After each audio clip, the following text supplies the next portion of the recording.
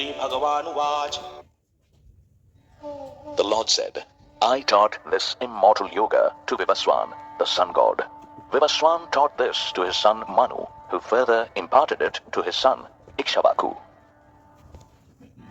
Therefore, O Parantapa, the Rajarishis knew this yoga, which was passed down in continuous succession to them, but with the passage of time, it got lost from the world.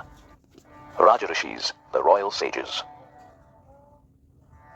I shall now tell you about the same ancient yoga, which is the supreme secret, because you are my devotee and friend. Arjuna said, your birth was much later than Vivaswan. Then how am I to understand that you imparted this knowledge to him in the beginning? Lord Krishna said, O Arjuna, you and I have taken many births, but O Parantapa, you don't remember them. I remember them all. Although I am unborn, immortal, and the Lord of all beings, yet I manifest myself through my own Yogamaya, keeping my nature under control. Yogamaya, divine powers. O Bharata, whenever there is a decline in dharma and rise of adharma, I incarnate myself.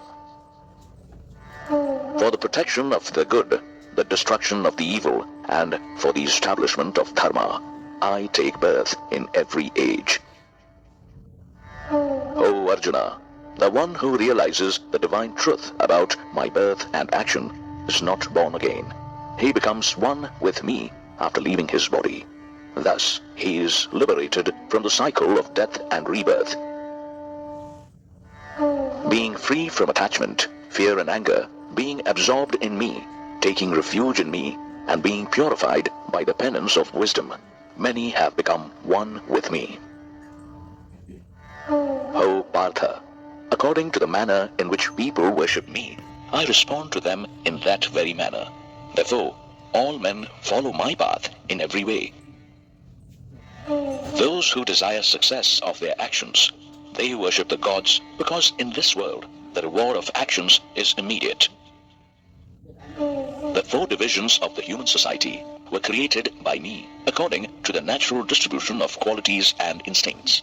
Although I am the creator, I myself do not act and am changeless. 4 divisions of the human society: Brahmanas, the sages; Kshatriyas, the warrior class; Vaishyas, the merchant class; Shudras, the labor class.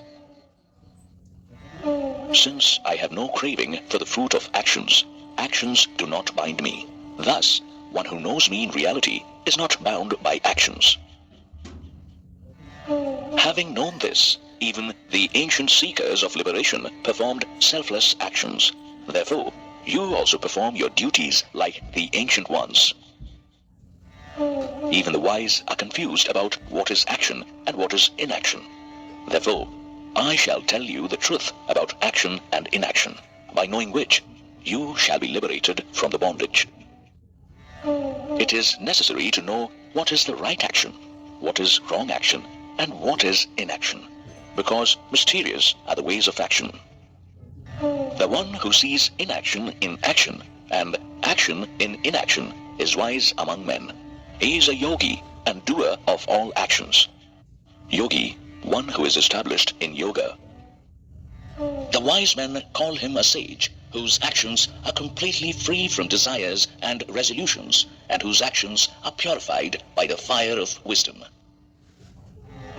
A person having surrendered his attachment to the fruits of action and being ever content and independent of everything in the world, he is not bound by action, even after being fully engaged in it. A person who has given up all sense of possessions and desires with the mind and intellect controlled, that person performing only bodily actions does not acquire any sin. A person who is content with what comes to him and is free from the dualities and jealousy with his mind balanced in both success and failure, he is not bound even while performing his actions. The one who is detached and free, whose mind is established in knowledge and who works only for yajna, his karmas are entirely dissolved.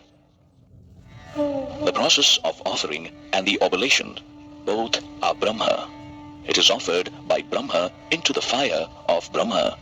Brahma is the goal achieved by the yogi who always sees Brahma in his actions.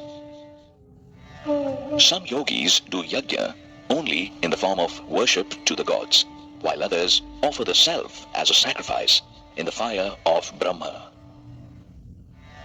Some sacrifice their sense of hearing, etc., as an offering in the fire of self-control, while others offer the sound and other sense objects as sacrifice into the fire of the senses. Some yogis offer all the functions of their senses and the prana into the fire of yoga in the form of self-control, kindled by wisdom. Prana, life force energy. Some perform yajna through charity, and some perform yajna in the form of penance or through the practice of yoga, while some striving souls observing rigid vows perform yajna in the form of wisdom through the study of sacred texts. Some constantly practice pranayama by governing the movements of the outgoing and the incoming breaths. Some offer as a sacrifice the outgoing breath in the incoming breath or the incoming breath in the outgoing breath. Pranayama, channelizing the life force energy. Some others who have controlled their diet, they offer their prana in the fire of prana. All these have their sins destroyed by yajna and understand the meaning of sacrificial worship. O Kuru Shrestha, those yogis who enjoy the sacrificial remnants attain the eternal Brahma. The people who don't do yajna are not happy even in this world. Then how can they live in the other world? Kuru Shrestha, another name of Arjuna, meaning the best of the Kurus.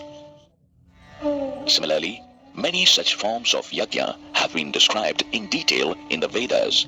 Know them all to be born from actions. This will free you from the bondage of actions.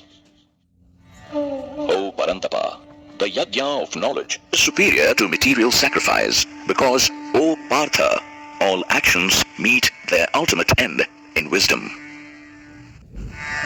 Therefore, you should understand the true nature of that knowledge by approaching a spiritual master. You bow down at their feet, serve them, and question them with an open and sincere heart. Those wise seers of truth will guide you in that knowledge. O Pandava, having attained that enlightenment, you will not be deluded again, and then you will see the entire creation within yourself and in me.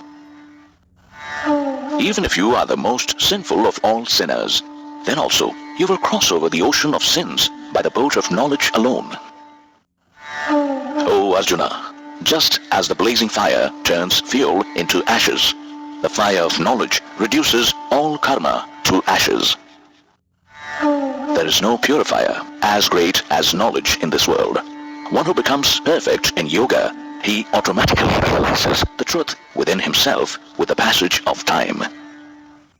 The one who has mastered his senses is devoted to his practice and has abiding faith. He attains knowledge. Having attained that, he immediately attains the supreme peace. The ignorant, the faithless, and the doubtful one is destroyed. There is neither this world for him, nor the world beyond, nor even happiness. O Dhananjaya, the one who has surrendered all his actions through yoga and whose doubts have been eliminated by wisdom, that man, rooted in the self, is not bound by karma. Therefore, O Bharata, with the sword of knowledge, slay the doubts in your heart that are born out of ignorance. Establish yourself in karma yoga and stand up for the battle.